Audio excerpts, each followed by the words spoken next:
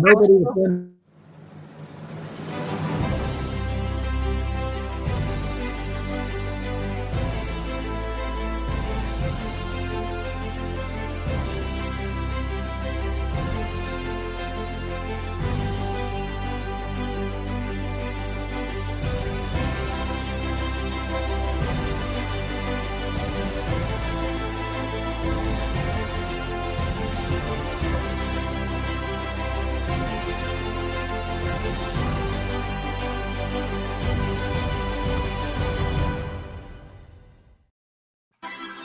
If you can read and count to 9, you can master the secrets of the universe. Welcome to this particular episode and conversation of Awaken Your Inner Genius. You will see our panel. We got to stop here. The audio of the universe. Welcome to this particular episode and conversation of Awaken Your Inner Genius. You will see our panel. We got.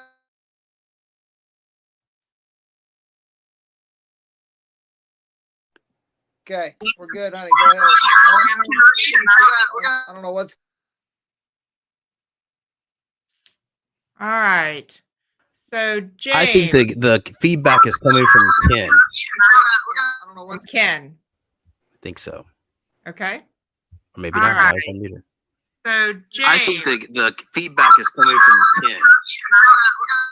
Ken. I think so. Okay. Or maybe not. So, James. I think the feedback is coming from Ken. So, James, help me out. Mute everybody except for me. Or maybe not.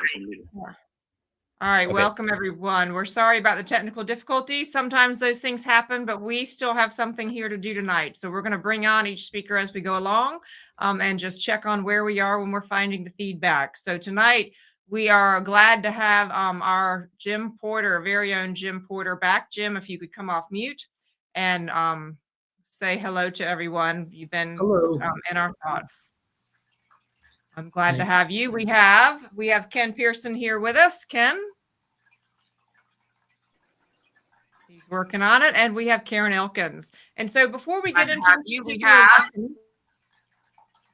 into this particular lesson here today, why don't we just take a moment and we're going to turn on our ocean sounds. We pause for just a moment at the beginning. Want to say a gracious hello to everyone that's joining us, but let's go ahead and begin and just center ourselves here in the ocean sounds and tie ourselves into that universal heartbeat. Good. You can keep your eyes open. You can keep your eyes closed, whatever you'd like. We'll turn on the ocean sounds and have it, we hope. If not, then just simply in your mind's eye, see the ocean waves going back and forth, reminding you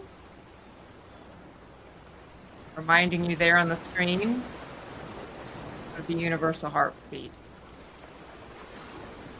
Take just a moment to pause deeply, centering yourself here in this moment. Inviting in anything that you need here for today. Drinking in the peace of the universal heartbeat that you see right here, the gorgeous sunset. And may you tune in to whatever is supposed to be unveiled here for you this evening. When you're ready, please join us back in. So hello, Karen. Hello, Dee. Hello, Rita. Hello, Deb. So glad to have you all back here. So as we begin here, Jim, last week we did a tribute to Jackie, and it was such a pointed time for lesson 25. And tonight we're going into lesson 26. Anything that you want to comment as we go into lesson 26? Well, I didn't get to study it in the depth that I had hoped to today, but I did go through it, and it is a really good lesson. We're going to have the opportunity to really get into depth about it, and that'll be fun. I'm looking forward to that. All right, that sounds good. Ken, are you with us? Yes, I'm right here. All right, so we figured out our sound issue. You know, that's the joy of the technology, but the good news is that we get to connect with each other. So why don't we go ahead and dive into lesson 26.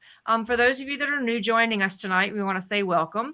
This is part of a year-long effort to go over the home study course as written by Walter and Leo Russell, and they wrote 12 12 units. Each week there is a lesson, and today we are on lesson 26 in unit 7, which is a big deal. So I'm going to ask Ken, if he would, to read that first sentence that's circled and that first section there on that page.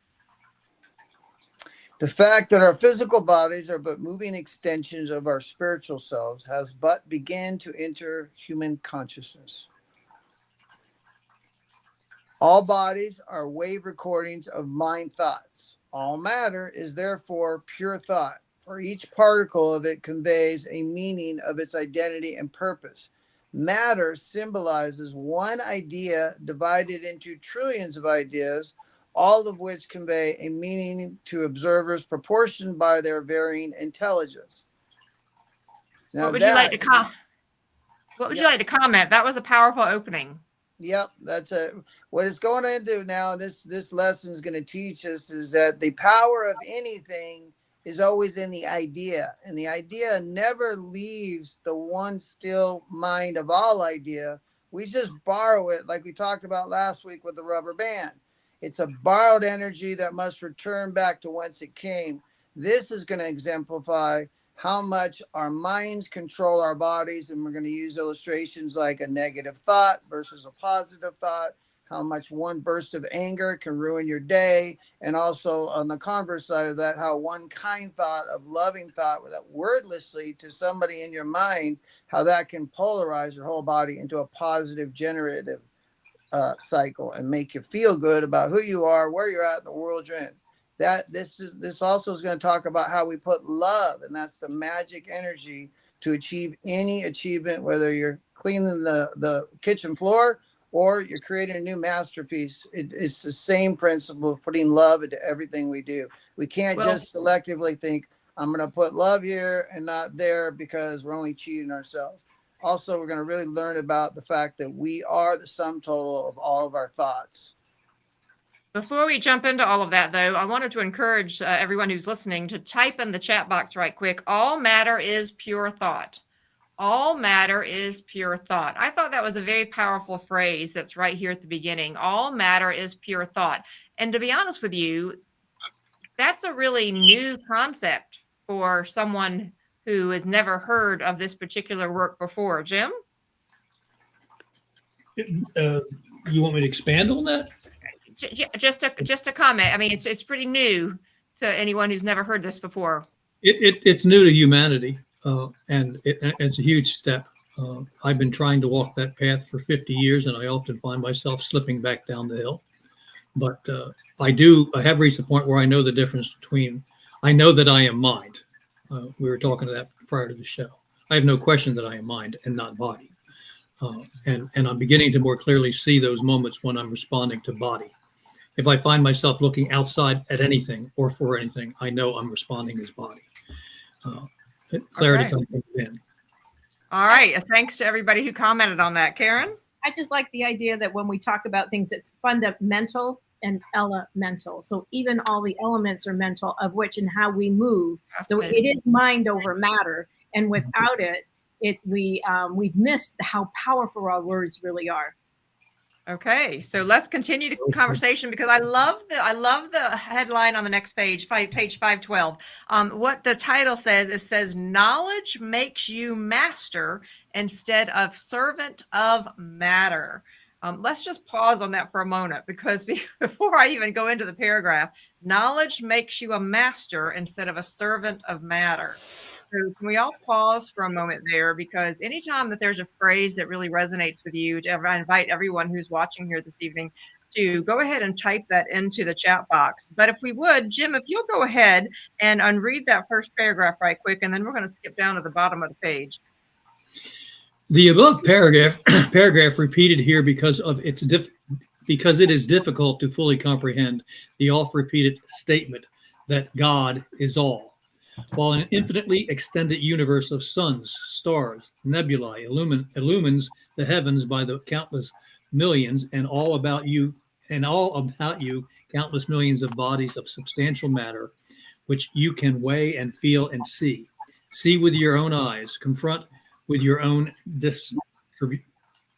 indisputable evidence of their reality. All of our lives, for countless generations, we have been confronted with moving bodies and moving forces. Heat burns us. Wind blows forcibly against our resisting bodies. We have pains, aches, hungers, and fears of illnesses, of our bodies and of the bodies of our families and friends. Tempests right. come. Let me go ahead and jump down, Jim, because I wanted to go ahead and skip down to the paragraph. It says, in the very spot where I have it starred, in the very face of all that we see and feel, how can we say God is all, or God is love, or I am the master of my fate, I am the captain of my soul, when we feel ourselves to be the helpless victims of matter and motion environment, which so relentlessly swirls us about in its whirlpools? Now, I had to chuckle because I was thinking about anytime that anybody ever feel like they're in a whirlpool of the world. Let's just pause for just a moment here, because I know I'm not the only one who feels like you're being sucked into a whirlpool. Let's see what Deborah has to say right quick before we go on to the next paragraph. Deborah says this, Karen, if you'll share what Deborah says. Yes, it only makes us a master if we that acknowledge for the heights where the height is good. Okay, thank you. And Linda is chiming in. Knowledge makes you master instead of a servant of matter. Okay, I love this, having people chime in. And Ken, I'm going to just mention a couple of things out of this last paragraph. I wanted to ask you a comment.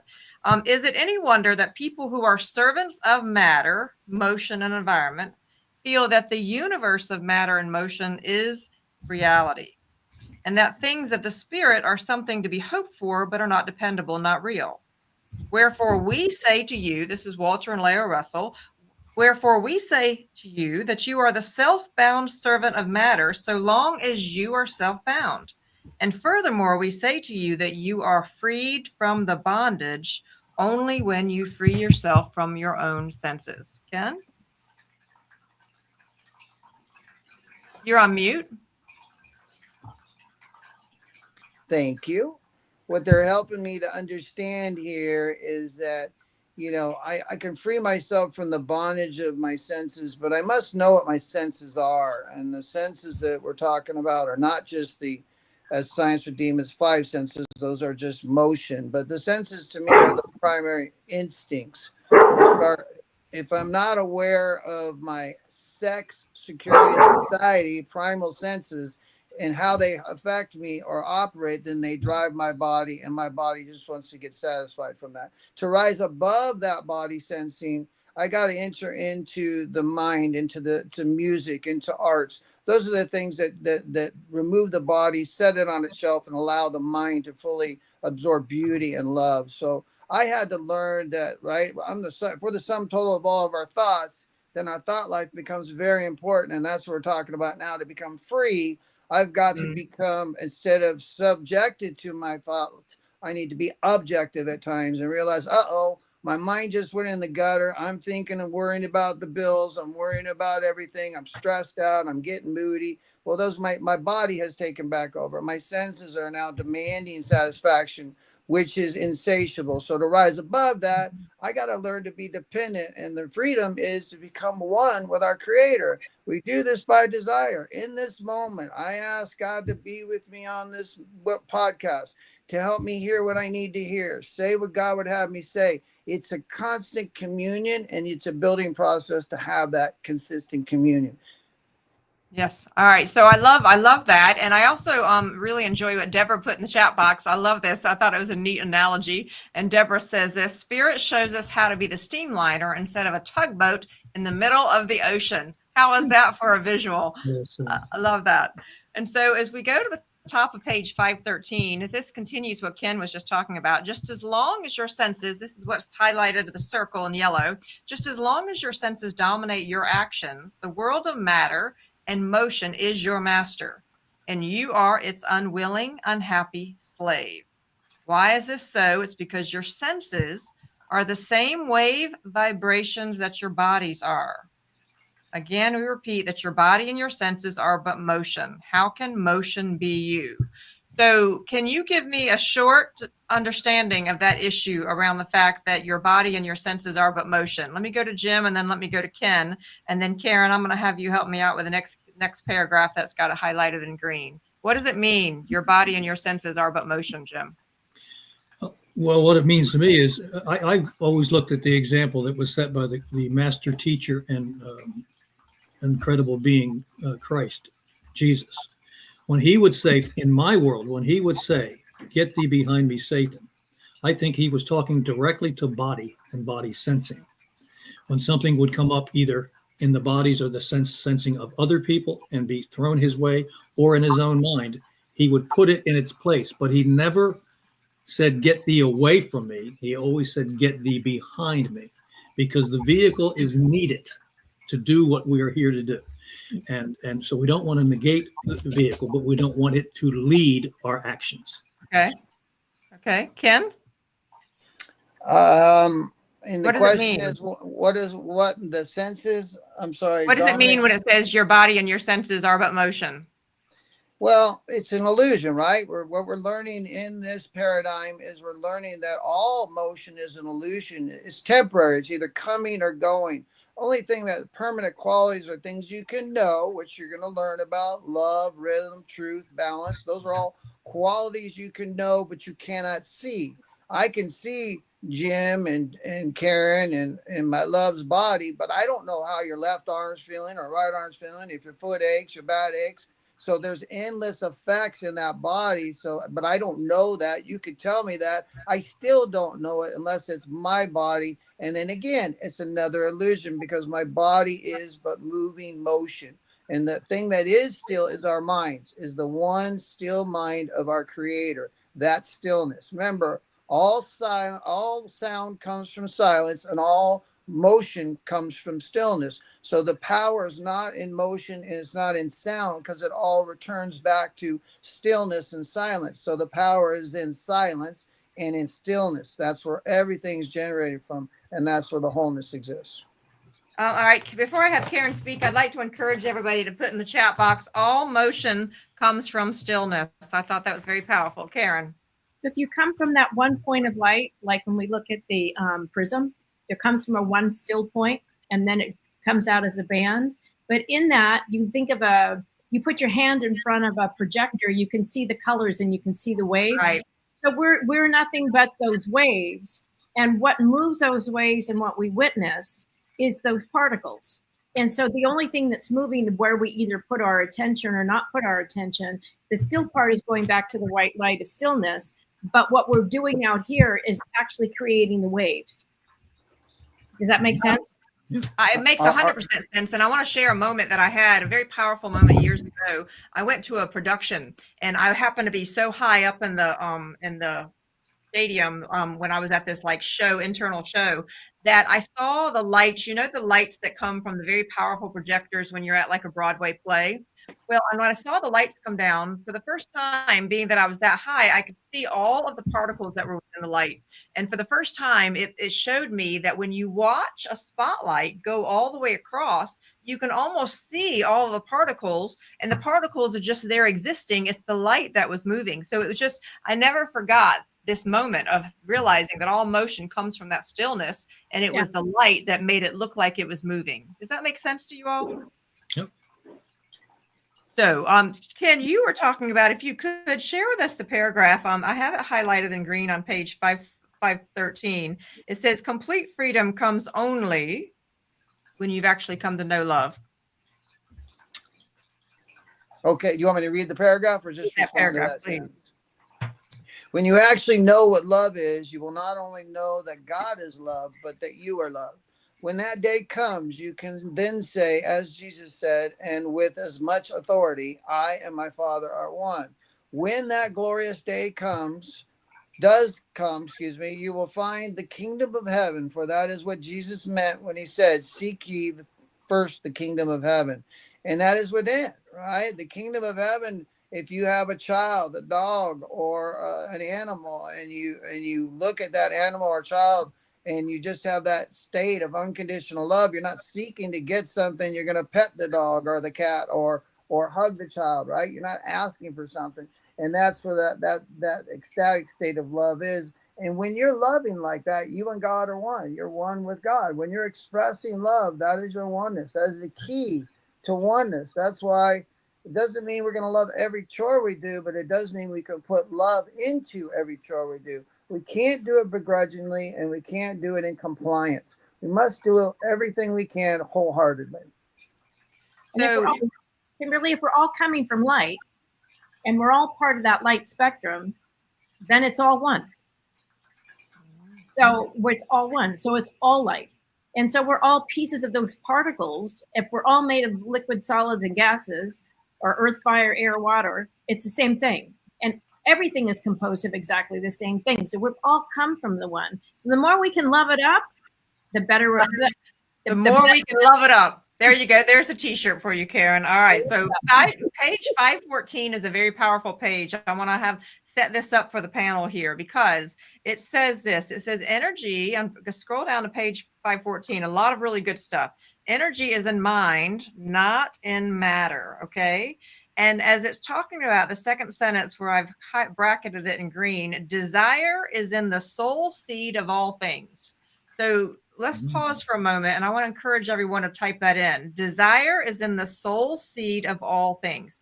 Desire of the creator, notice the capitalizing of creator, divided the universe into pairs of opposite conditions, which pump bodies into the appearance of existence motivated by desire, So let's pause for a minute. And Ken and Jim, if you both could chime in, talk to us a little bit about the power of this word desire, according to the Russells. Well, for me, it is it's understanding. We've all had those times when we just can't motivate ourselves, our body selves, to get up and do something due to lack of desire. Because when you desire to do something, you move, you go. It's automatic. There's no stress or strain to it. So that's the difference for me.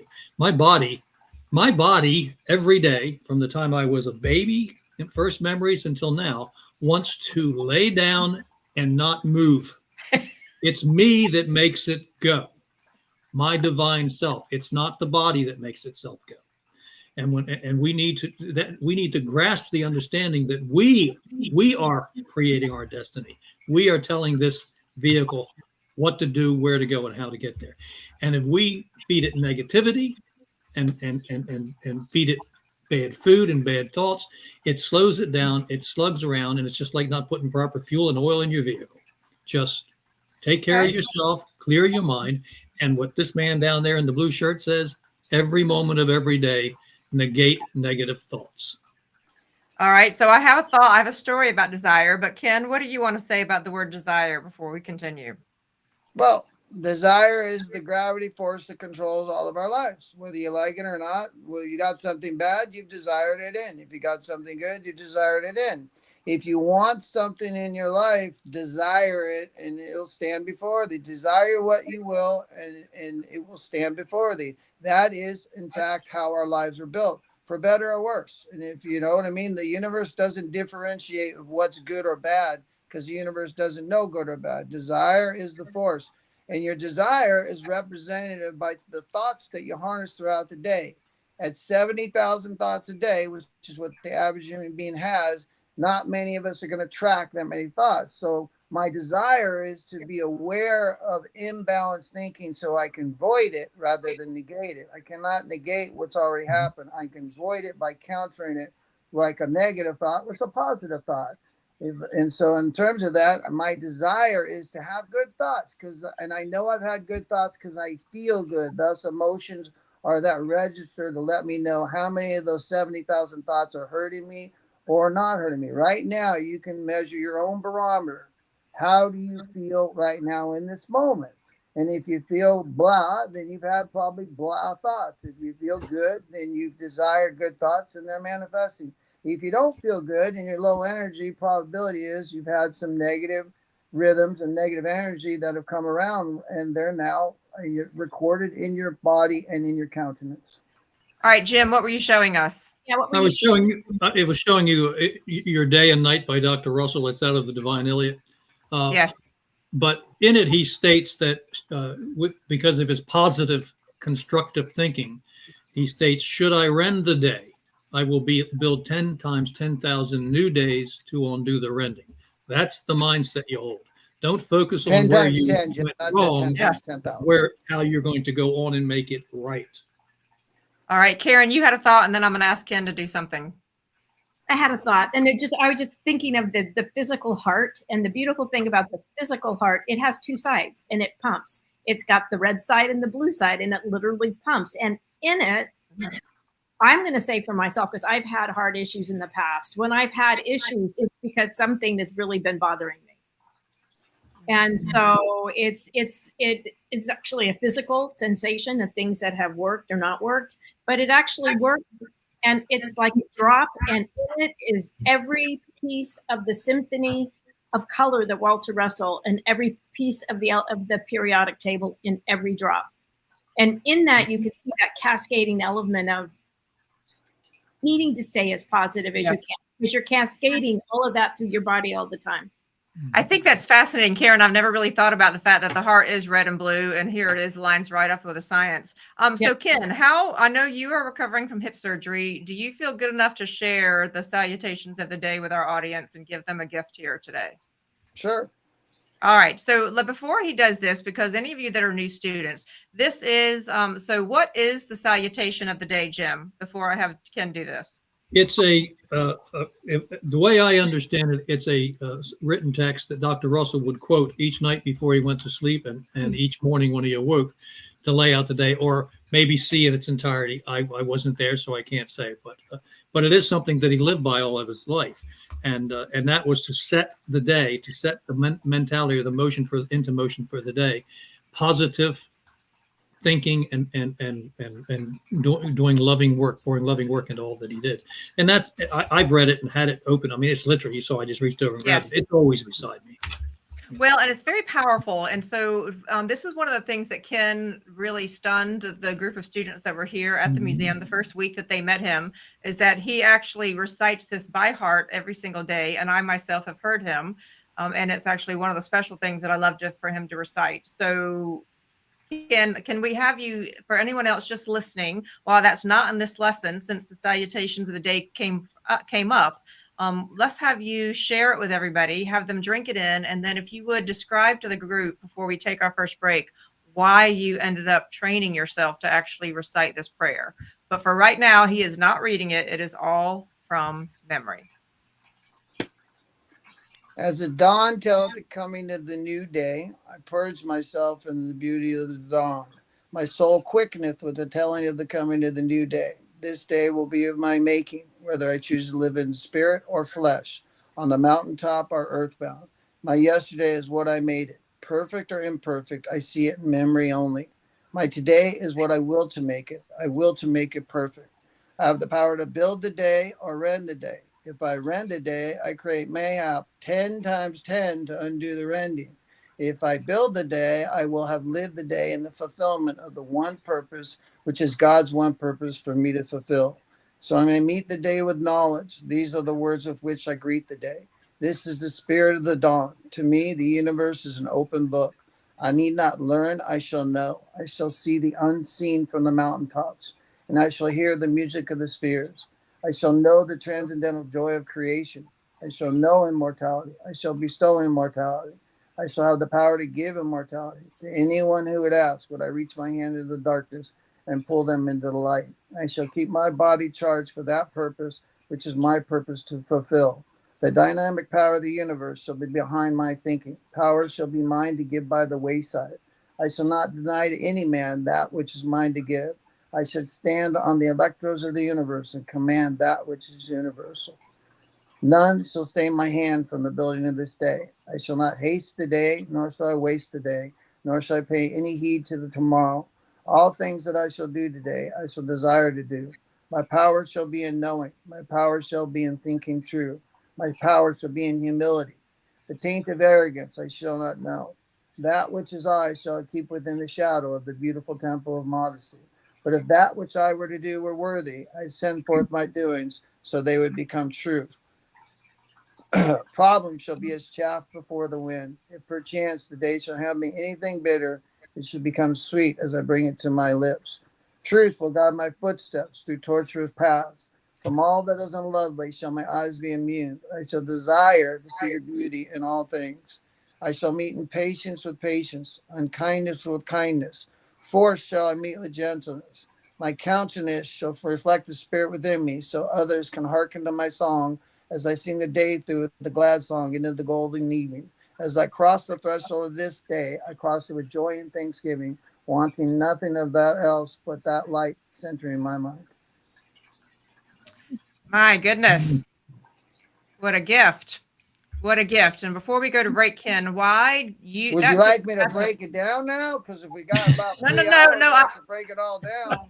We could do a whole session on that, but for right now, before we go to break, why did you train yourself all those decades ago to say that salutation of the day every day? You know, just desire to have that kind of set that premise as Jim was talking about first thing in the morning. And within those words, you could just take one of those statements, like Jim said, if I rend the day, I create mayhap 10 times 10 to undo the rending, and just contemplate what that means. That means if I do something belligerently wrong, it takes 10 times 10 to undo that wrong. But if I build the day, I will live the day in the fulfillment of the one purpose that we all have, which is the same purpose, which is to manifest our Creator, God, in all that we do. So the building of the day is just to build the day with God. So there's so much there that to me it sets in mode. It starts my meditation and allows me to go from there to, like if I have a client, I'm working with someone, reaching my hand into the darkness and pulling them into the light is a principle that will really resonate, that will actually give me insights about that individual or that client and what I might give them just by that. Okay, my client will be the one that I'm reaching my hand in the darkness and pulling them into the light. There's just so much there, so I feed off of it. Okay. And the reason to do it is because these readings, after you read them so many times, you start to realize I know this. And it didn't take me very long to commit that to memory, and then it goes past memory as you. It's not just a parodying; it's contemplated. Break it down as you say it, and that's Okay. why it can really extend into a deep meditation. Thank you for that very, very beautiful gift. It is time for our first break for our panel. We're going to return to page 515 in less than 26. When we return, enjoy your 3-minute break. See you in just a few.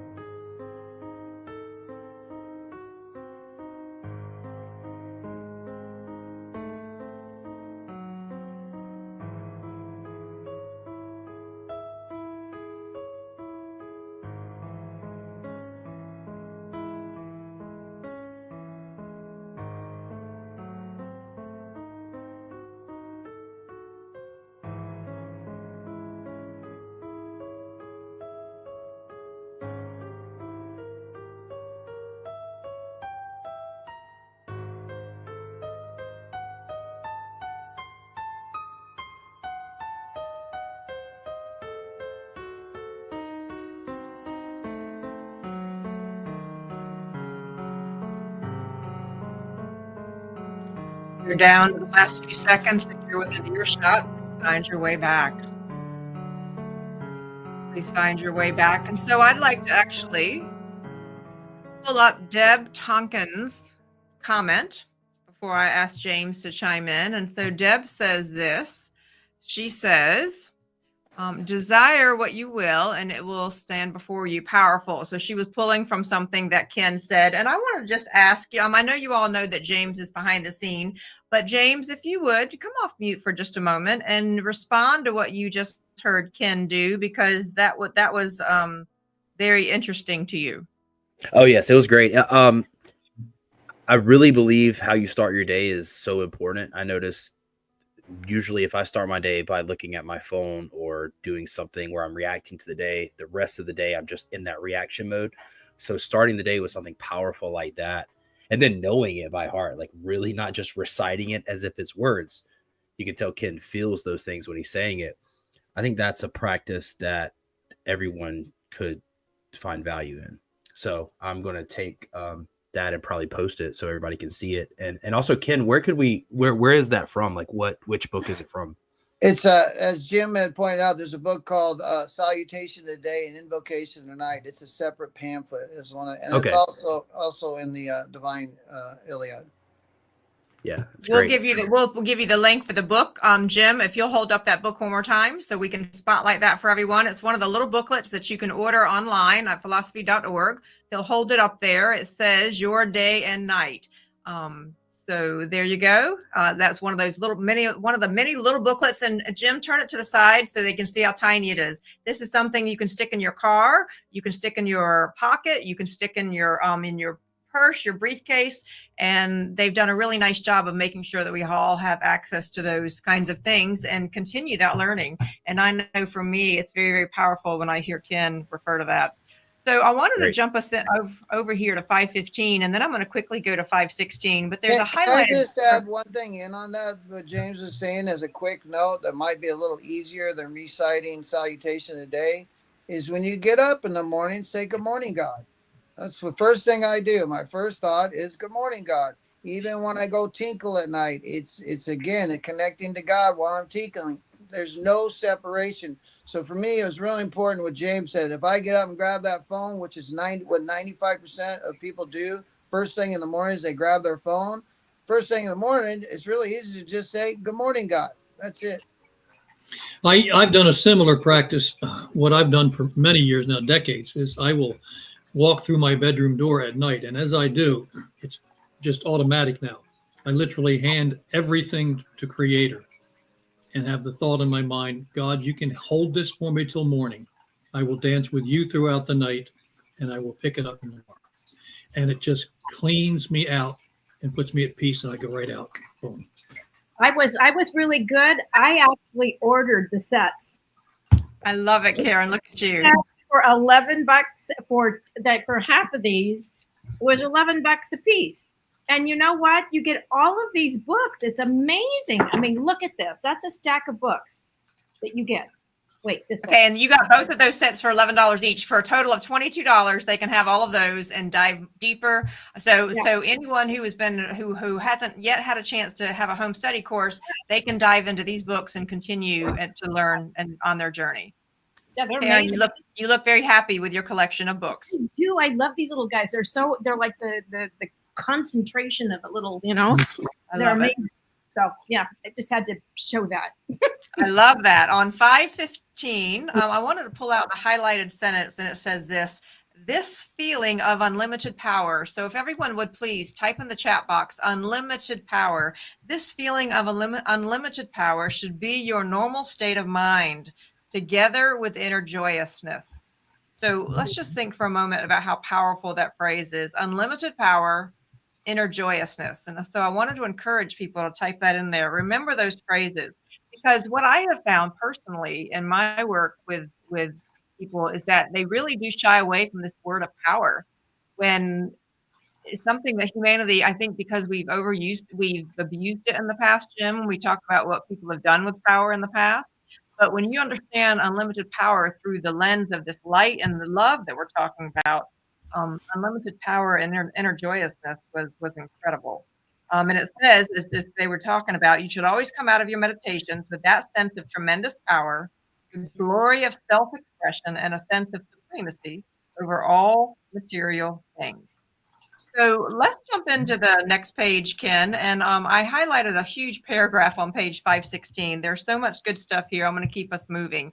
Can you Kim, share? can I jump in real briefly for 1 second? That statement and a sense of supremacy over all physical things. When you carry that in your mind, you have ceased to be body. Mm. You are superior to it. You are a creator of it, and you're a co-creator of this entire universe. And when you start to walk around with that sense of supremacy, things that would stop you in your tracks before just melt away. I'm going through a tremendous loss in my life right now, but I lost the body presence of someone I love dearly, and my body feels it, but my body's not going to dictate my life. I will direct it. Love that. And I love that everyone's typing these things in. Good to see you, Terry. Good to see you, Margaret. Good to see you, Bonnie. So, Ken, if you would share with us that very important paragraph, or those two paragraphs here on page 516, please. Okay. Any machine. Yeah, I got that tag. Good job, little mama. Good stuff there. All right. Any machine that man may make, which would lift 50 tons, would need at least 1,000 pounds of fuel. A man's body is a machine made for performing work, just as a man-made machine is. Why is it that one machine needs 1,000 pounds of fuel converted to heat to lift 50 tons, while the human machine lifts 50 tons without needing any fuel at all? Yeah. You want me to read both of them together? Please. The answer is that the human machine, or that of the elephant or bull, is centered by mind desire, which is the source of all power.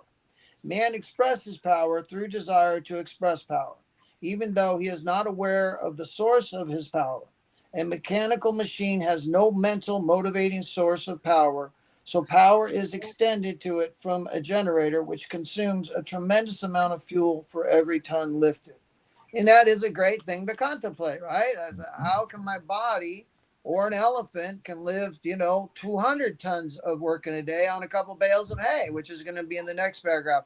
But the bottom line is, think about it. You eat a turkey sandwich and have a drink and all, and you can work all day long doing construction or doing heavy work or even doing work around the house or whatever it is. And you got to wonder, how does that little amount of fuel allow me to do this kind of, put out this kind of energy? It's mind energy, because it's about your mind. Just like if you work in an angrily mode, you're probably going to get frustrated. You won't do it right and it won't come together. But again, if you work with love, you won't not only be able to do more, you won't fatigue. And that is the beauty of learning the art of creating, is what is helping me to understand is that I hurt my back with my mind. That to me is just how much, and we do that. People do that.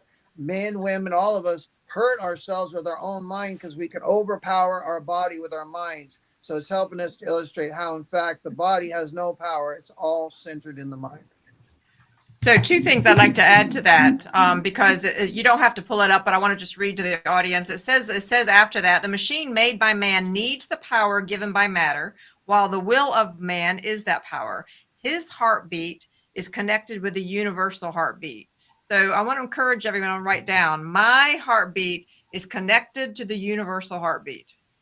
My heartbeat is connected to the universal heartbeat. And I bring this up because that's part of why we bring that up in the meditation at the very beginning. And then I skipped down to the bottom of page 516 here, and I wrote the words wow beside it, but I'm just going to share it with the audience there.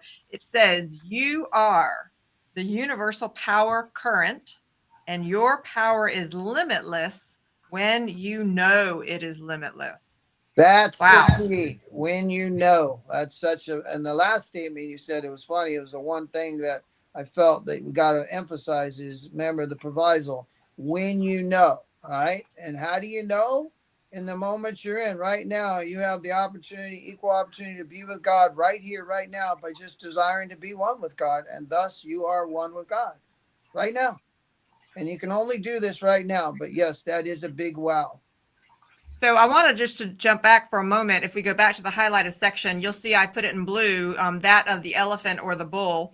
So I want to make a note here because in the home study course, it does in fact talk about the answer of the human machine or that of elephant or bull. So part of what impressed me about the Walter Russell work is it does talk about the living, breathing bodies of that also has mind, desire. That's important because I want to go into page 517. And I know you will love this particular sentence, and then I'll ask Jim to comment as well. If you could read what I circled there in green. Again, we say man is omnipotent when he knows his omnipotence. You know, that's kind of what we were talking about earlier, is how do I feel the sense of capability of doing whatever it is I desire to do, is that I have become one with my creator. And that's where the omnis come in, right? We talk about it all the time: omnipresent, omniscient, and omnipotent. And I believe we build in that order form. That isn't necessarily something that anybody says. It's just something I've learned in life. And so omnipotence is something that we're granted when we put omnipresence and omniscience are so combined. There is a sense of omnipotence. Omnipotence, remember, means the ability. It doesn't mean you're all power. It's the ability to know all things that are in the universe we live in. It doesn't mean you have all power. It means you have access to knowledge of how to utilize all the things that we can resource in this universe. We call them the elements of matter. Therefore, construct life, matter, et cetera, et cetera. Jim? Yeah, I am fully capable of manifesting anything. I am not mentally disciplined enough to do that yet, but I know I am capable of it. I know my omnipresence and omnipotence is present. It's like, find the words. I'll give you a quick example.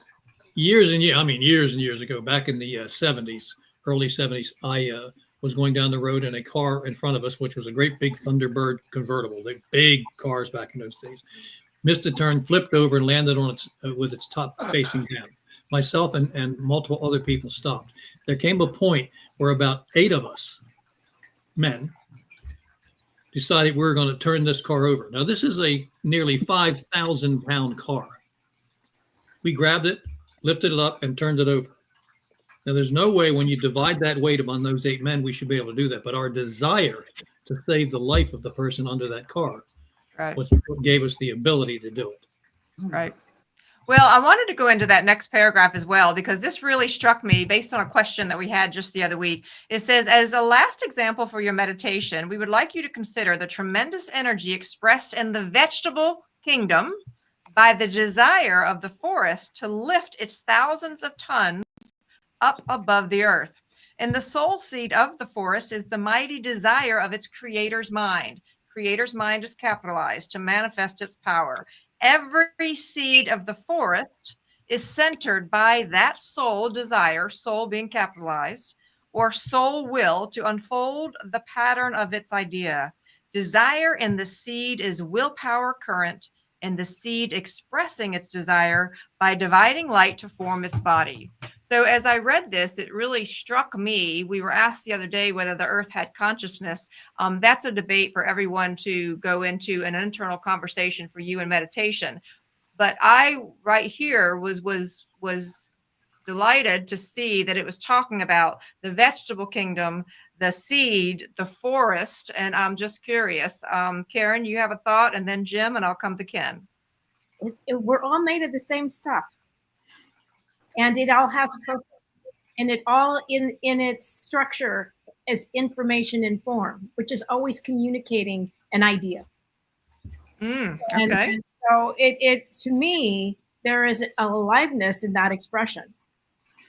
And so I would say, yeah, that's how I feel about it. I'm coming to you, Jim, but in the next paragraph, it says desire in the seed is the greatest factor. So Jim, anything you want to add there? Absolutely. I've got an example of that. In our old house up in Pennsylvania, we had been given 2 Easter flowers as a gift. In the spring, I went out and I put them in the yard. The following spring, I went out and there were large, tall plants that had grown about a little over 2.5 feet tall on one side, completely hiding that Easter flower, and on the other side, there were none. I watched those two plants. The one on the side that had nothing stopping it from reaching going through its stages, went through its stages, and it bloomed at about the normal of about 8 to 12 inches high.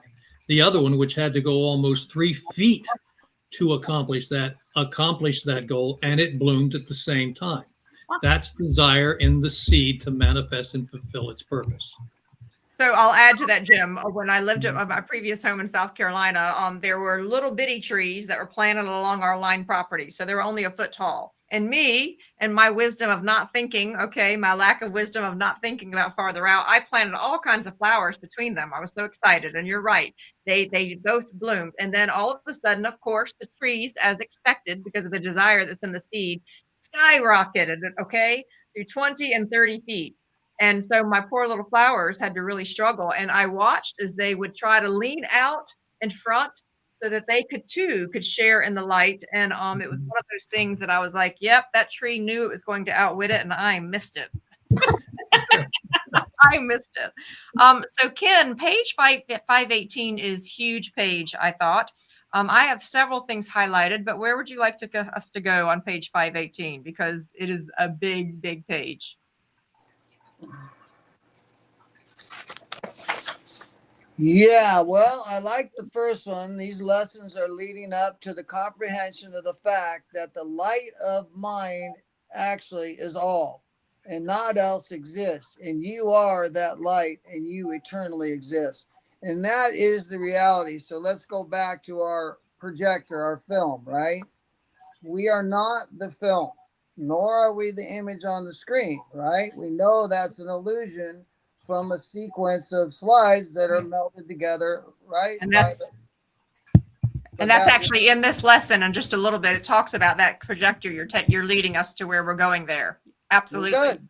Then this will help us to understand a little more when we get there, right? So the power isn't in the film. The power isn't in the screen. The only power is in that still white light, because without that white light from that projector, the sequences cease to exist. That's the same way as if you said, if God stopped thinking, what would happen? The universe would cease to exist. That's what is meant by it is a creating universe, not a created. If it was created, then it would continue to exist. It's creating. It's organic. It's alive, which is what you're talking about in the soul seed of anything. So let's go back to your acorn just to capitalize a little bit more on what the soul seed means and what's being referenced here. There's no microscope. There's no machine that can measure the soul pattern of a 40-foot tree in that acorn, right? Right in that acorn is not only a 40-foot tree above ground. Remember, equal in proportion is the root system below the ground. Most of us only see half a tree, but remember the root system, and now you see the whole tree. You know it's there, and therefore, that's what it's kind of like the world. Like, don't stop seeing half the world. Think about what's the piston creating that image, because it has to have two elements that make a whole. The root system and the above ground make a whole. The idea of that gigantic oak tree is in that seed. There's no way we can measure it. There's nothing we found that can identify, there it is. And so that's the desire for expression. It's also the desire for self-preservation. Every element, whether it's an atom or an oak tree, has a desire for expression and self-preservation. That is instinctual instinct. To me, when I, as a new student, so I'm one of the newer ones, Karen has known the Russell work, and she's new to the home study course. I was a new student 3 years ago. This made huge sense to me to help me understand the difference between sensed and knowing. The sense is that I can hold it. It doesn't feel like I can hold a tree. It feels like it's just an acorn. I see that it's the pieces, can fall apart. I watch as the pieces get start to grow in the forest. But so my senses tell me that this is simply an acorn. But my knowing, because of the science that I had been actually taught in school, know that there is an oak tree within the acorn. So to me, this was a lovely example. If every time I walk in nature and I see this, it reminds me of the difference between sensed and knowing. So may we all go into that knowing, capital KNOWING. So before we continue on this page, though, so I just want to go back again. It says, you are that light. So if everyone can place in the chat box, I am that light. I am. And I you want know to. I am that light. Well, it says you are that light. I am that light. Right. I But am that many light. people walk in the dark because they don't know they're that light. It's about knowing it, right? It's about a relationship. Okay, so it says in the highlighted blue section there, this is the great cosmic illusion. So Jim, if you would read the section, we'll scroll down. That's got the yellow brackets, please, and the sentence with the blue circle. If the creator. If the creator suddenly stopped thinking and imagining, this entire universe of matter would suddenly disappear. For all motion and from all mind imagined, and all bodies are but thought pictures of mind imaginings. The effect would be like the ending of a motion picture play, where all the physical effects cease when the creator of the play stops thinking them into form and motion. This universe is entirely spiritual. God alone is. Now, if you can read that last sentence and not understand, then if God alone is, who are you? Well, and I want to encourage everybody to please, and I see the people putting the power of the I am statements. I'm completely with you. Can we all just jot down there in the chat box? This universe is entirely spiritual. Can we just imagine for a moment how the world would be different if everyone really understood that? This universe is entirely spiritual. We're How would it heading be that different? way. Well, if you think about it, if you think of not just because a lot of people think of spiritual like spiritual, but it is the spirit that is expressed, the literal spirit that's within the seed. So Okay, so I'm going to keep us going. Go Okay. ahead, Karen. Well, go ahead. So, just a thought. going along with that thought, Karen, because I want to get us to a certain place before the next break. That last paragraph, it says, the cosmic illusion, all bodies in the universe are but waves of motion, which in themselves are only seeming. There is no such thing as motion or substance. There is but illusion, which we sense as motion and substance. And so as the next page, it says, if this statement amazes you, it's because you do not yet comprehend God's lenses and mirrors of light by means of which he creates that illusion. So Jim, if you can, describe what this box is. And I'm going to ask James if he can pull up that old video that he has. But this is the box that's here at the museum. And so describe this sentence, the God's lenses and mirrors of light. Well, the lenses and mirrors of light that you see within that cubed box, it's a beautiful example of the illusion. The illusion within that box is infinity, infinite repetition beyond measure. Look at the number of stars and planets and solar systems that are flashing back at you. Yet you know that's nothing more than a mirror reflecting the one light that's coming through that little diamond. You know that. Let's pause, That's Jim, knowing. because if I take off the light, all it is just it's darkness. Yeah, it's only darkness because our eyes can't see that it is light. Our limited body eyes are limited in range. If we saw from the soul self, the desire self, the God self, we would see only light on or light off. Wow. So I jokingly say that the home study course, if I had to describe it in only 4 words, turn your light on. T-shirt. Turn your light on. Okay. So before we go to break, on this next paragraph, it says, you fully understand that the illusion of motion, and this is where Ken was talking about, is the cinema picture. Now, Ken, I'm going to ask you to comment. Is the cinema picture is caused by a sequence of stills superimposed upon each other, each succeeding one being of a different pattern. If the patterns were all alike, there would be no illusion of motion. God's cinema changes patterns constantly because God's thinking changes constantly, but as changing only seems, likewise, motion only seems. Can you tell us more before we go to break? Well, that goes back to what we were talking about, the one light, right? The projector, without that white light projecting, we have no movie. So all that motion on the screen only seems to be real. Let's say we took a movie, like, right, and all these CGI layers and superimposed, think about how many are superimposed now. There's thousands of layers. Let's say we take a Captain America movie, and we bring in a caveman and we show him the movie. Well, he's going to think there's some people flying around on the screen and they got superpowers, and he wouldn't think anything else, because to him it's not an illusion, because he doesn't know, right? Like we know and have learned through series and live generations. So the caveman would think that it was really happening, and by God, we better get out of here. The world's coming to an end. But the reality of it is the same thing if you handed a caveman a watch. To most human beings, a watch is quite simple. But you hand a caveman a watch, and he would look at that and have no idea its purpose. So again, it's just part of that simplicity, seeming complex, but it's always simple. It's always that white light is what we're connecting to, and what we are. We are that white light. We're not the sequence imaging or the screen. Well, and that's incredibly powerful. And I really want to highlight for everybody that last sentence. For those of you that have a home study course, I want you to bracket that sentence and do some meditation, because it says, if the patterns were all alike, there would be no illusion of motion. So that really stood out to me, because I was like, so is that why we're all so different?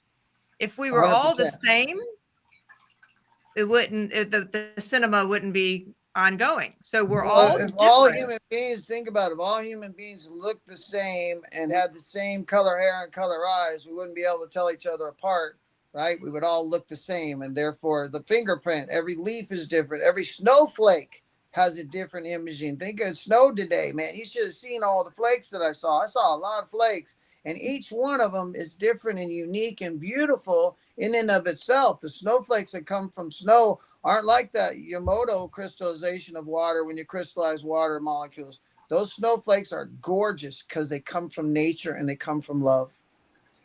So one last thing, if we can go to the highlighted brackets, it says you and every moving thing in nature. So notice that nature is capitalized, and the Russells do this all the way throughout their work, capitalized. You and every moving thing in nature are walking constantly into a mirror of yourself. As you appear, you simultaneously disappear, but the sequence of it deceive your human senses by giving a feeling of continuity, which is not justified. So I'm going to lay it there right quick, because we're coming back and we're going to be talking about this action of the avoidance principle. Big conversation coming soon. We are here halfway, a little over halfway through lesson 26. It is time for our 3-minute break. So stand up, get some oxygen. We'll see you in 3.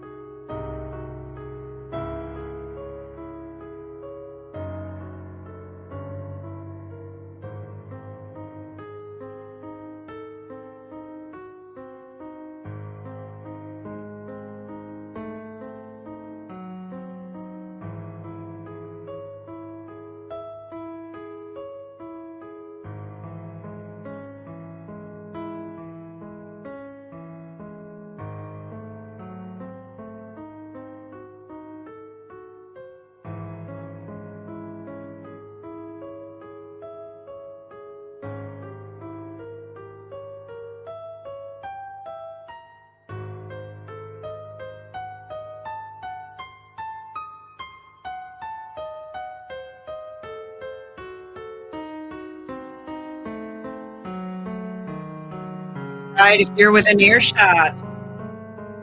So I want to bring up Erin Mahin's comments. She has 2 comments up above, and I want to go to the one that says, love this. And she says this, she said, love this. This universe is entirely spiritual. God alone is. And then she said, turn your light on, exclamation point. Yes, vote for a t-shirt. So speaking of t-shirts, want to mention to you all that we have two parameters that we need to meet in order to begin to offer you t-shirts. One is over 500 subscribers. We're up to 558 as of today. So let's celebrate. Big heart to you all. Thank you. And we have to reach 3,000 watch hours. So we need 600 more hours. So if any of you think, turn on our YouTube channel at night, maybe before you go to sleep, when you put your phone in your other room, and maybe we can all go to each other and help us get up to those watch hours so we can get those t-shirts. Also want to go to Deborah's comment. Deborah had something very interesting to say. Karen, if you would read Deborah's comment, please. Stillness, darkness is a womb waiting to receive the light seed. New seed thought, so light may be birthed again and again. Nice. Right. Love the interaction from you all. So a gracious thank you for that. Now we are getting ready to go into a really important section, and page 520 is massive. This was really difficult as the one who was kind of facilitating here, but there's a principle that we've got to land on the bottom of page 519 where I have it say the word key. So, all right. So Ken, if you could please read this one slowly that is starred, because this is a really important resilient concept that me as a new student had a difficult time absorbing first time around. And so I'll ask Ken to comment and then Jim. Yes. You want me to read the brackets? I would know on the one where it says key, the underlined part where it says every key. action is voided as it occurs, is repeated as it is voided, and is recorded as it is repeated. And that's another way of saying why everything is eternal. God's recording. So go slow for me, Ken. So go slow. Every action is voided as it occurs. So that's step 1. Right. It's repeated. It's voided as it occurs, right? So that's the theory of for every action, there's a reaction. The reaction is simultaneous and equal in proportion to the action. So it voids it. So that's what wipes it out, right? You got compression, expansion. So as you compress, you're expanding. As you're expanding, you're compressed. So each is voiding the other. Then it's recorded in space, which we call space, which is God's recording system. And then it's played back in eternal repetitions inversed. Right? Inverse. I mean, the action becomes the reaction becomes the action, and that's how it becomes eternal. And that's how it becomes sequentially eternal. So whenever you do something, let's say Walter and Leo had many conversations. If we had the right condensing antennas, we could capture their conversations in their kitchen and listen to them to this day because it's still in the ethers. It still exists eternally. Right? So it's longer waves of audio, so they'll be harder to condense them and compress them, but we have that technology we call radio telescope. So we can capture an audio of a language, a conversation someone had 100 years ago and replay it today because that's what it means for it's voided, recorded, and repeated as it's voided. All right, so that's a powerful thought. Karen and then Jim. Just a quickie on that one is when we think of the word hologram, which is what we understand our universe to be as a hologram, translation means it's a system of light. And so when we look at what we do with our clocks and our computers, they're little crystals. So all light is condensed crystals. So out in the ether is a mirror of recorded light. So that's how it is. And in the Eastern tradition, it's called the Akashas. And our record of knowing it's the book of life, and also it's also known as the hologram. So it's not woo-woo. It's not. Okay. It's fact. Okay, Jim. Well, they're talking about the fulcrum here. If you picture the scales, no matter how much you move the scales back and forth, which can create the illusion of imbalance, they are always balanced at center at fulcrum. Nothing changes. There's an illusion of change, but nothing actually happened. And that which is recorded, what might seem as an imbalance, is recorded in the fulcrum as balance. It All right, only so can becomes an imbalance when we focus our attention onto it. So can we pause for just a moment, because all three of you just said pretty big things. So are people who haven't studied this before, those are three massive concepts. I mean, the thought that we could actually hear a conversation that was held 100 years ago because it's captured in the ethers. Karen talking about the holographic, Jim talking about the fact that the fulcrum had never moved. So these are huge. So for those of you that are new, just breathe through it, because this next page is pretty mind-blowing. So anytime your brain is getting in the way, and just relax and breathe through this, because page 520 I thought was incredibly powerful. So first, it's the end of the page 519 and 520. It says, all this can be summed up in the simple reminder of previous lessons that this seeming universe of many things, which seem to have countless changing moving forms, is a zero universe of rest, which never exceeds zero in any of its effects, but only seems to do so. So I wanted to pause for a moment. Was I correct in relating that back, Jim? Was I correct into relating that back to that formula that I have written above it? Yes. Okay.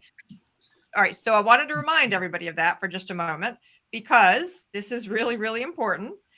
Is that I want to scroll down just a little bit, James, because I want you all to see that's part of, no, scroll down. I mean, scroll up, please. Sorry. Scroll up, meaning I want them to see the right there, the numbers.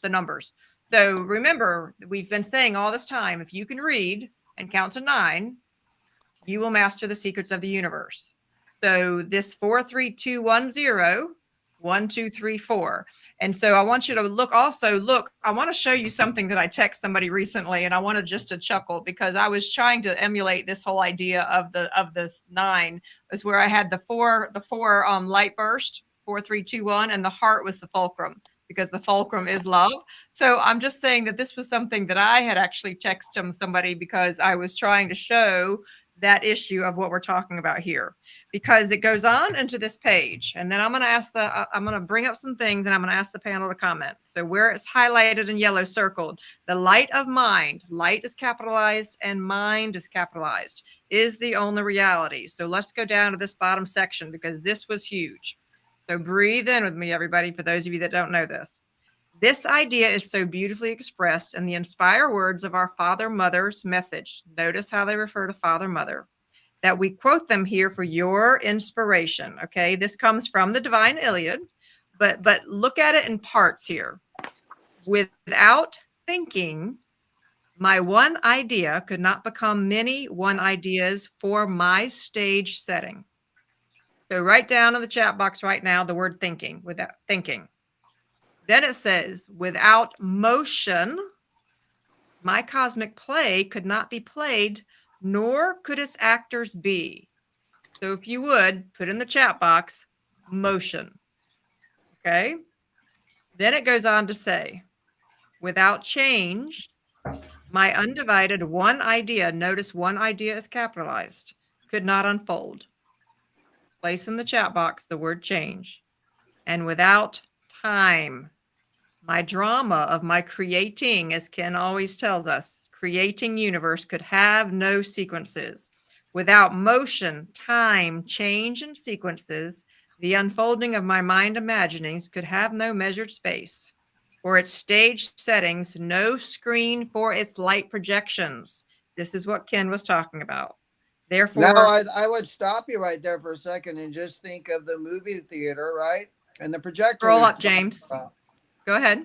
I'm just saying that now you guys from the theater we talked about, I would go back to that same formula that we just read and think of a motion picture. And that's what you just read. It's a motion picture. All right. So that's what I was trying to bring down. So scroll down where you see the big 4 words at the bottom, James. I'm trying to show that whole section. So, right. Okay. All together. Thinking, motion, change, time. What does the panel want to say about that? I think Well, thinking begets motion, which begets the illusion of change, which is the illusion we call time. It's a wonderful, beautiful thing that we're experimenting here with. We're actually doing this. We're creating all of this, and the secret is to stay at center, in source, at the divine self to the best of your ability. And then, as this motion picture transpires in front of you, you don't become stuck or attached to it. You don't look at something that may appear out of balance and then focus on that, because when you hold that focus on that which appears out of balance, you become unbalanced in your body self. Okay. You see it in its entirety, and you understand that I am that zero center. I am not the expression body self that goes in and out. It also invites you not to be part of the illusion. It invites you to become the observer.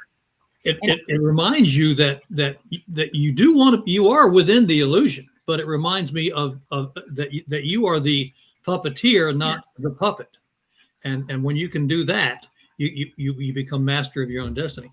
Holding truth and thought as done is the secret to life. All right. So there was a question, Jim, earlier that said, and I can't remember who asked it. They said, what is the difference between intention and desire? Well, intention is what you're trying to do, but that doesn't mean desire is the foundation of intention. But intention is that thing that you're trying to manifest. But you will only manifest it by holding desire on it and knowing it as done. So often we get weary and we go off the path of the thing that we're trying to manifest, and then we get angry at God, the universe, and the people and circumstances around us because we didn't get from point A to point B.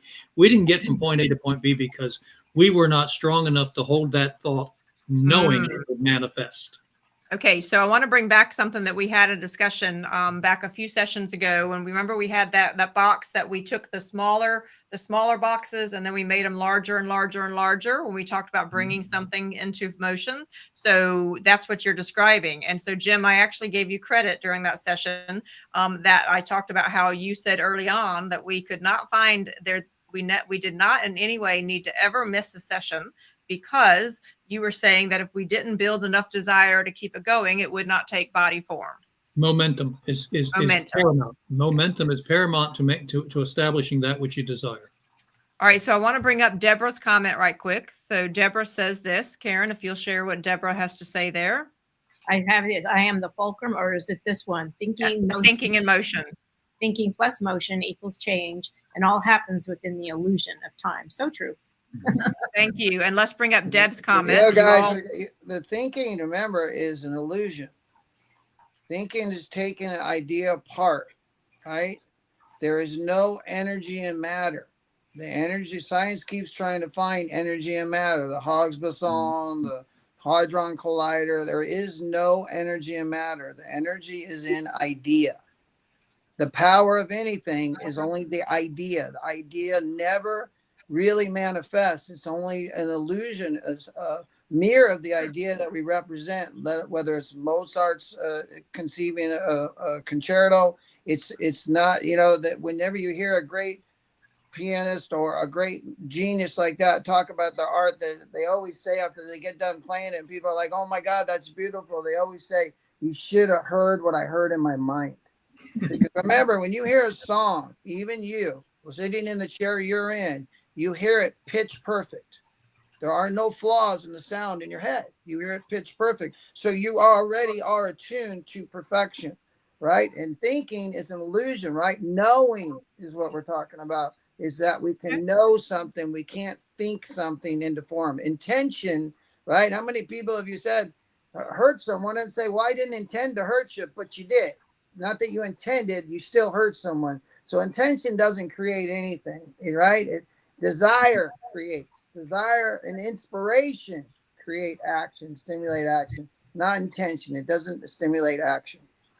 All right, we have 6 more pages to go to remind the panelists here. So I'm going to go to about the middle of page 521. And I want to go where I have the blue brackets. And so everybody breathe in with this one, because this one really hones in. The blue brackets say this: your body appeared from you. It appeared because you desired to manifest you. Now that's the ownership there. It appeared because you imagined it. God's body, nature, appears and disappears likewise. When you can knowingly say, I and my Father are one, you will then know that your mind imaginings are creating your own body in your own image. All right, so let me pause for just a moment there, because I don't know about everybody else, but when we think about this practically, I was pretty mad at myself when I found out about this. I was like, why in the heck did I decide to make myself 5'2"? Are you kidding me? Like, what was I thinking? I mean, so Jim, truly, when I because you got to remember, I was in the Southern Baptist world. I did not understand that we had created all this cinema. Okay, I had no concept of this. So here is me, someone who has recovered from an eating disorder of 30 years, that I have had this at war battle with my body, upset about my hearing impairment, upset that I'm 5'2" and short, makes me feel very, very vulnerable in this particular world. And I was so mad at myself when I said, "You mean I did this? What?" And as I've learned over the years, is that there was a reason for it. Well, go ahead. Remember, you have a pattern. Every seed in the oak comes from a pattern that existed before the oak. Just like every spider that's born instinctually knows how to build a web. It does not think, oh, I got to put this coil here, this coil there. It's instinctual. I mean, it's prior pattern. So now you go back into your lineage and your generations and lineages, and you realize you get a pod, a seed. The pattern must go with it. We don't, when we're reincarnated, we don't remember we're John Smith or Jane Doe. We remember how to eat. Remember, the patterning is survival, which is what everything is trying to become every other thing, and everything is also trying to self-preserve. It's innate. So we're born with a pattern. So that's when you get into lineage and stuff like that. When you start thinking about that kind of stuff, dear, you didn't create a 5'2" body. Well, actually, Kimmy, I'm really glad you're short because now I can meet you eye to eye. Yeah. but what you will say and what you have proven is by when you were given your birthright, you now do create your body. Your body is in the image of how you feed it and create it now and exercise. So you said 30-year person who's recovered from a food disorder. Well, you now realize that you've always had control of your body. Your body is sum total of your desires and the pattern of your thinking. Well, I'm bringing all this up, so let me just pull up a couple of comments. Deborah, thank you. You made me feel good there. She said, good things come in small packages. So, Deborah, I learned later on. I love your size. It like turns me on. So, if you were taller, I might not be as excited. I don't know. So there you go. I cannot believe he just said that. Terry says this. Hey, it's everything a sexual universe. We can mention sex without being perverted. Everything happens for a reason. So I bring this up to everybody because I know I'm not the only woman or man who's ever had a battle with their body. What I did learn over time when I've had my different past life regressions, lots of my meditation, my downloads and meditation, is I actually chose a small stature because I wanted to be able to fill the room with light and not be dependent upon my physical vessel. So that was the lesson. And I got a bunch of other fortune cookies you could throw in there too. Still pattern, dear. You still have a seed. The oak tree is going to unfold in the pattern that it's been patterned by the seed that you cannot measure or see. It's the prior patterning. That is part of it, my love. All right, so we have 5 more pages. It's so hard to keep this going here. So I wanted to mention that it says so all of your creations where it says discuss. So likewise, all of your creations are under your mind control. Okay. So I want to go down to where the green brackets are. It says, okay. Oh, wait a minute. I want to go back right above where the green highlight was. It says, to the extent that you know God's oneness with you, you can extend your balance to other minds and give them control over their bodies and the bodies they create. So I'd like everybody to put in the chat box, I can extend my balance. This was really, I thought, very powerful sentence because that's really, if we all could find a way to bring ourselves back into balance more often, we would stop the ricocheting of ripples and the waves that are going throughout the universe. Is that a fair way to say it, Jim? Yeah, that works for me. I'm good. Yeah, you're talking about healing. When you can extend your balance to others, you're talking about healing. Yes. And well, so many of the masters throughout history have shown us that. But isn't it interesting that what they're talking about give them control over their bodies? When you extend your balance, if they believe what they're receiving, you give them control over it. You can't fix that body, but when they believe through your balance and your teaching that they can, it happens. So I just went through this with someone I love dearly. We tried everything we could to fix that body, but it was leaving. And I can only assume that something in her made that paramount. So I want to bring this up because it talks about what does this knowledge mean to you under the green brackets. The purpose of revealing these unknown facts of nature to you is to free you from the bindings of matter so that you will know it for what it is and not what it seems to be and control it instead of it controlling you. So on the next page, it says this. In previous lessons, we have stated that one single thought or emotion could upset the chemistry and polarity of your body so completely from being well, you could become very ill. You need no further proof than that to convince you that your body is a wave record of your thinking. Now, a couple of things I want to keep going before I ask the panel to comment as time is tight. Highlighted in yellow, it says this. The reason for this is because ecstasy is the continued normal, unchanging state of God's mind. And the more you can reflect that ecstasy, the more you can keep the vitality of your body at its maximum generative power. Nice. So let's pause for a minute. That moment, that ecstasy right now in humanity, we've talked about that more in a sexualized way. This is talking about the ecstasy of living. I got a good one here for the chat box. Why don't you put in the chat box what you think ecstasy is? Okay. Well, Because I mean, to right, me, what it means. What does it mean to you? So while they're doing that, I wanted to continue here as we're wrapping up. It says, multiplied vitality through the manifestation of love brings with it the fullness of physical expression. Every deviation from a balanced expression of the love principle destroys bodies in the measure of that deviation. Violent anger, for example, can sow its deadly seeds of cancer in a perfectly healthy body. A complex expression of the love principle, which has in it the ecstasy of the light of mind, can destroy that seed. So what were you, Ken? Let's see if there were any answers here. Okay, Deborah says, my body is a reunion with pure divine bliss. My body is a wave record of my thinking. So what's ecstasy? Okay. Ecstasy, the definition of ecstasy is to be exceedingly content and fulfilled. What it's helping us to understand, when we are one with God's mind, we are exceedingly content and fulfilled in that moment that we are one. When we are aware we're one, there comes a contentment, a fulfillment. Nothing else is needed. Sort of like love. When you love someone, love is never seeking to get something from someone. It only wants to give. Right? Same thing with your creator. It's the basis of creation is the desire to express love.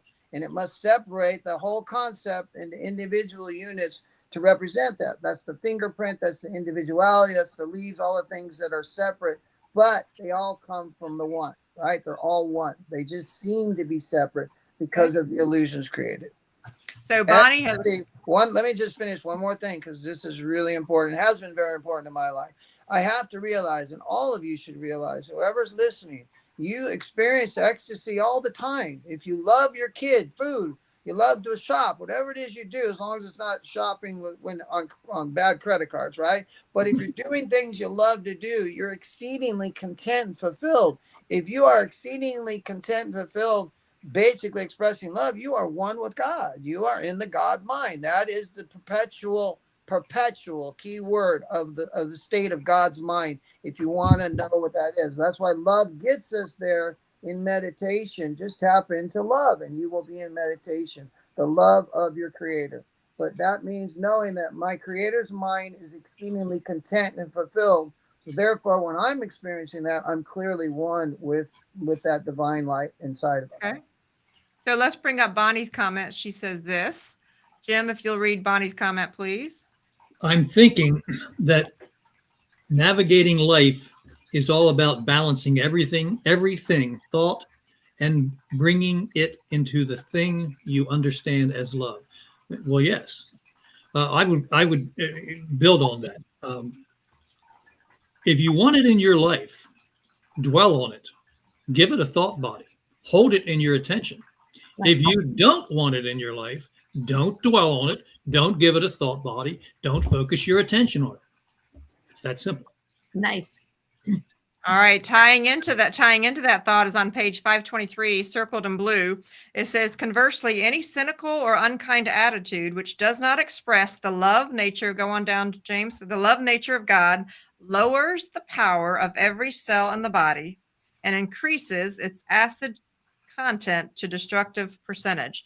So let's just pause for a moment here, because when this world encourages us to be negative, this is one of the things that I was very surprised about early in my life. And I know it had to be memories from wherever we came from. I couldn't believe how people made sport of tearing people down.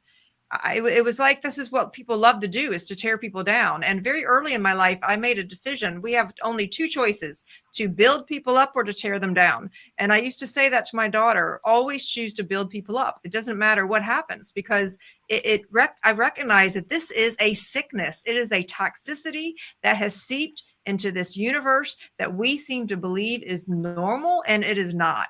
And so I believe, entering into this cosmic age, part of the invitation for us all is to understand that these cynical and unkind attitudes that we have accepted as normal is anything but.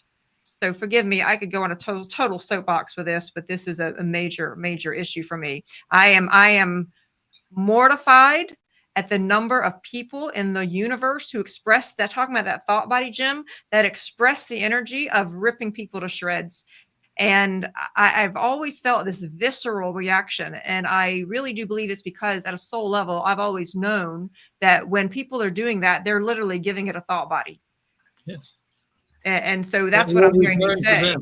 That will return to them. Yeah. So let's go to Karen Mahan's comment there. She was commenting there. And if I'm going to ask the group, if there's this panel, Karen, if you would please just read her comment. I was just looking at the picture of Jesus, and in full ecstasy, I was explaining my inner joyousness at the moment of being here now. So exciting. Nice. Love that.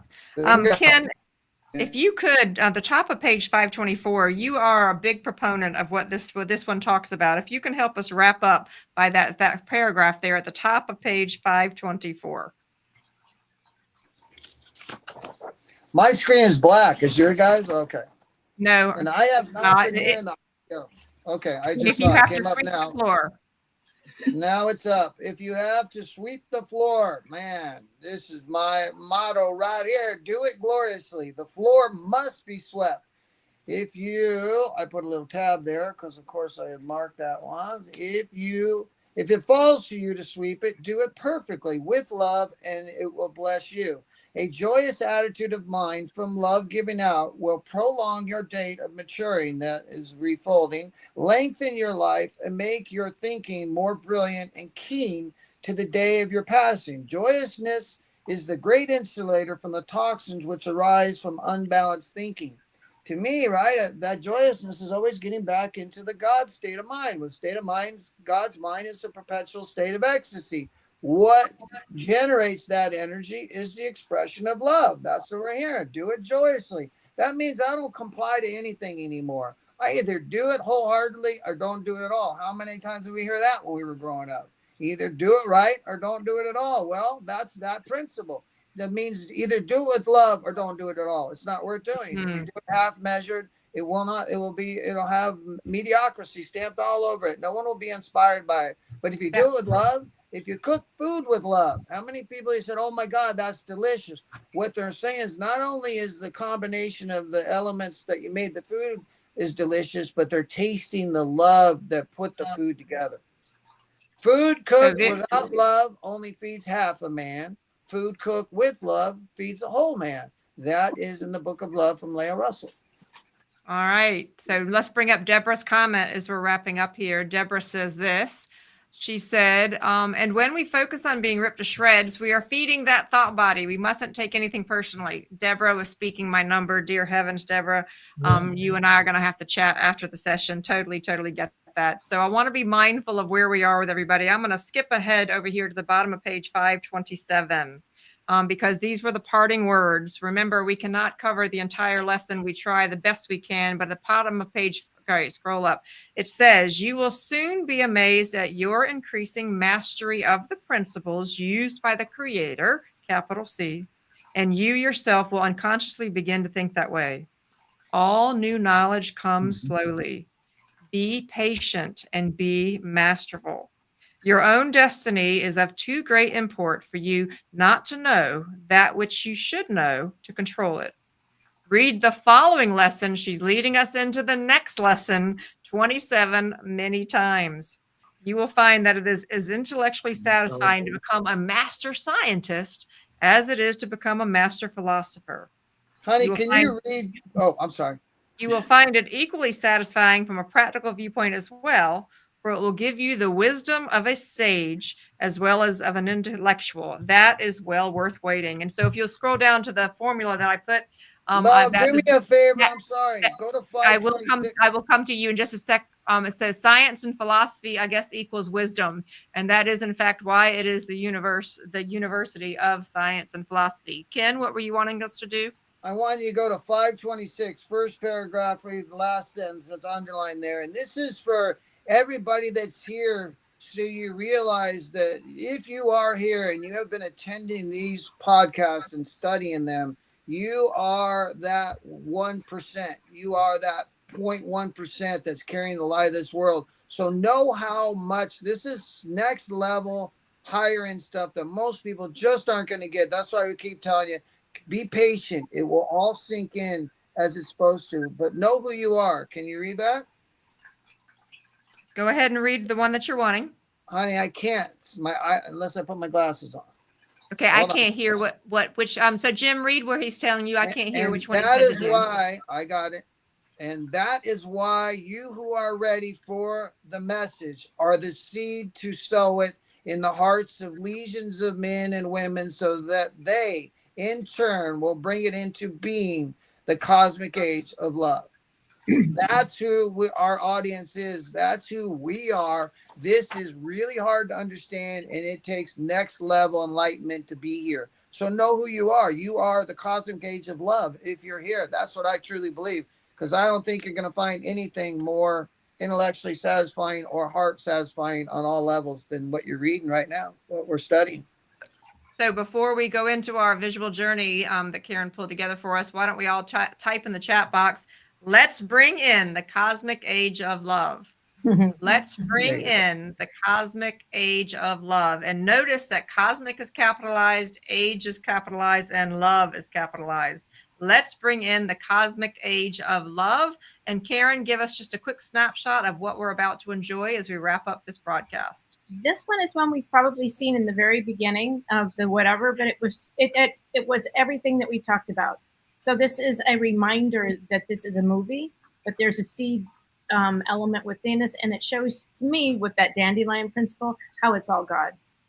And the only other thing I want to say relative to that is the day the chemist will realize the same unbalanced condition. There's a sentence in there. We are a chemistry factory, and everything we say and do makes a difference within our internal body. We are 99% mind water at a molecular level. So everything we say and do, like Dr. Emoto's work with, makes an imprint, not just within our body, but everything that we emanate out. So it's important that we become the best we can be and shine that light. All right, let's do it. And let's roll this lovely visual journey that Karen has gifted us.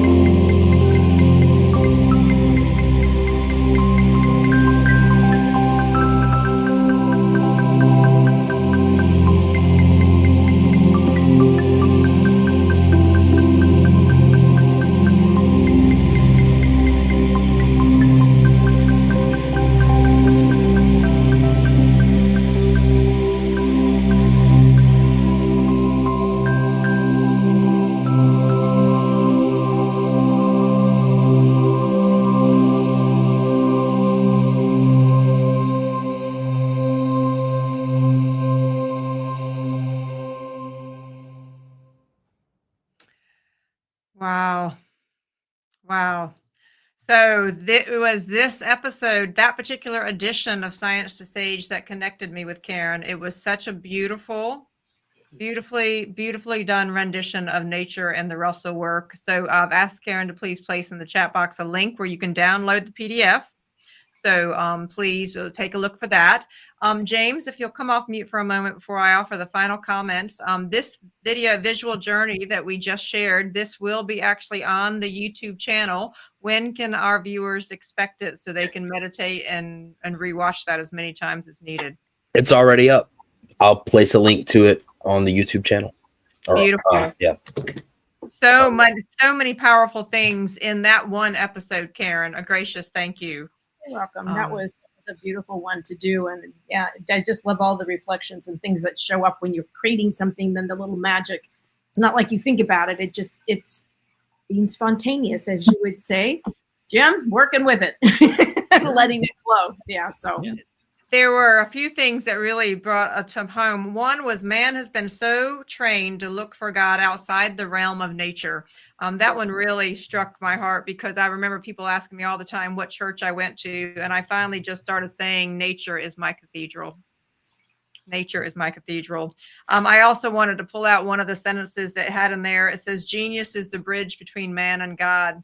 Therefore, that is why we are called Awaken Your Inner Genius, to be that bridge. And as we wrap up here, any final comments from the panel before I have my one final thought? I love doing this stuff. It's like going to church in a sense, like we used to. It's kind of like cleans out the cobwebs. It gets you a new way of thinking. I think it's awesome. So I appreciate being here. I appreciate the invitation. So thank you all. Wonderful. Any other comments from Jim? Ditto what she said. I like that. All right. Ken, last thought before I comment? No, I'm good. All right. So we want to say a gracious thank you to everyone for joining us again today. Can't thank you enough for being on the journey. For those of you that are there with us on Instagram, TikTok, YouTube, Facebook, a gracious thank you. Know that we're going all the way through 12. So next week we'll be at lesson 27 for those of you that have your home study course. For those of you that don't, please know that we'll have the link there in the chat box. I do want to end with what was said there in the chat box, though. It says, let's bring in the cosmic age of love. And so may we set that intention this week. Let's bring in the cosmic age of love. And may we do that in fond memory of our beloved panelist, Jackie Porter. So sending much love to you all. May we continue and may we work to bring in this cosmic age of love. Until next time, everybody.